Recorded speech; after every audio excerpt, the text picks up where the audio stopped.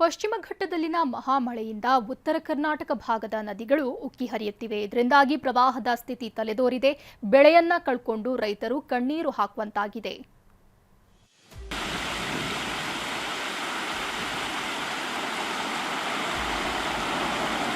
ಬೆಳಗಾವಿ ಜಿಲ್ಲೆಯಲ್ಲಿ ಸಪ್ತ ನದಿಗಳು ಉಕ್ಕಿ ಹರಿತಾ ಇರುವಂತದ್ದು.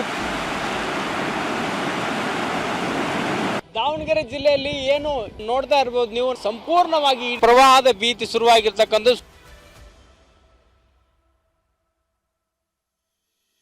ಪಶ್ಚಿಮ ಘಟ್ಟದಲ್ಲಿ ಸುರಿಯುತ್ತಿರುವ ಭಾರೀ ಮಳೆಯಿಂದಾಗಿ ಉತ್ತರ ಕರ್ನಾಟಕ ಭಾಗದ ನದಿಗಳಿಗೆ ಜೀವಕಳೆ ಬಂದಿದೆ.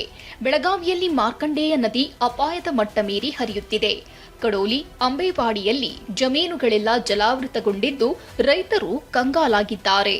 ಸದ್ಯ ಈಗ ಮಾರ್ಕಂಡೇಯ ನದಿ ಕೂಡ ಎಷ್ಟರ ಮಟ್ಟಿಗೆ ಇಲ್ಲಿ ಅಪಾಯದ ಮಟ್ಟ ಮೀರಿ ಹರಿತಾ ಇದೆ ಅನ್ನುವಂಥದ್ದನ್ನ ನಿಮಗೆ ತೋರಿಸ್ತಾ ಹೋಗ್ತೇನೆ. ಇವೀಗ ಏನ್ ನೋಡ್ತಾ ಇದ್ದೀರಿ, ಇದೆಲ್ಲವೂ ಕೂಡ ನದಿ ಹೊರಭಾಗದಲ್ಲಿ ನೀರು ಹರಿದು ಯಾವ ರೀತಿಯಾಗಿ ಜಮೀನುಗಳಿಗೆ ನುಗ್ಗುತ್ತಾ ಇದೆ ಅನ್ನುವಂಥದ್ದನ್ನ ಗಮನಿಸಬಹುದಾಗಿದೆ. ಕೈಗೆ ಬಂದ ತುತ್ತು ಬಾಯಿಗೆ ಬಾರದ ಪರಿಸ್ಥಿತಿಗೆ ರೈತರಿಗೆ ಬಂದಿರುವಂಥದ್ದು. ಖಾನಾಪುರ ಮಂತುರ್ಗ ಮಾರ್ಗದ ಸಂಪರ್ಕ ಸೇತುವೆಯು ಮಲಪ್ರಭಾ ಪ್ರಹಾರಕ್ಕೆ ಮುಳುಗಿದೆ.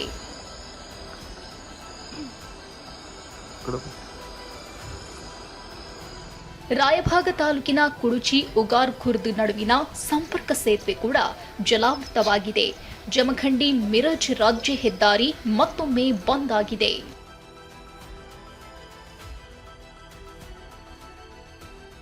ಇಷ್ಟೇ ಅಲ್ಲ, ಮಾರ್ಕಂಡೇಯ ನದಿ ಆರ್ಭಟಕ್ಕೆ ಕಂಗ್ರಾಳಿ ಬಳಿ ಮೆಕ್ಕೆಜೋಳ, ಮೆಣಸಿನಕಾಯಿ, ಸೋಯಾ, ಭತ್ತ, ಕಬ್ಬು ಸಂಪೂರ್ಣವಾಗಿ ನಾಶವಾಗಿದೆ. ಪರಿಹಾರಕ್ಕೆ ರೈತರು ಆಗ್ರಹಿಸಿದ್ದಾರೆ. ನಿರಂತರ ಮಳೆಯಿಂದಾಗಿ ದೂದ್ಗಂಗಾ ನದಿ ಅಪಾಯದ ಮಟ್ಟ ಮೀರಿ ಹರಿಯುತ್ತಿದೆ. ನದಿ ನೀರಿನ ಮಟ್ಟ ಕ್ಷಣ ಕ್ಷಣಕ್ಕೂ ಏರಿಕೆಯಾಗ್ತಿದೆ. ಇದರಿಂದಾಗಿ ಚಿಕ್ಕೋಡಿಯ ಮುಲ್ಲಾನ್ಕಿ ಗ್ರಾಮದ ಬಳಿಯ ದರ್ಗಾ ಮುಳುಗಡೆಯಾಗಿದೆ.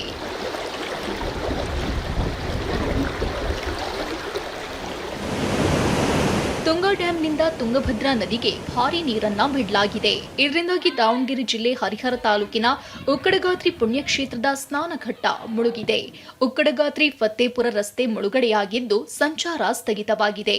ನ್ಯಾಮತಿ, ಹೊನ್ನಾಳಿ, ಹರಿಹರ ತಾಲೂಕುಗಳಲ್ಲಿ ಪ್ರವಾಹ ಭೀತಿ ತಲೆದೋರಿದೆ.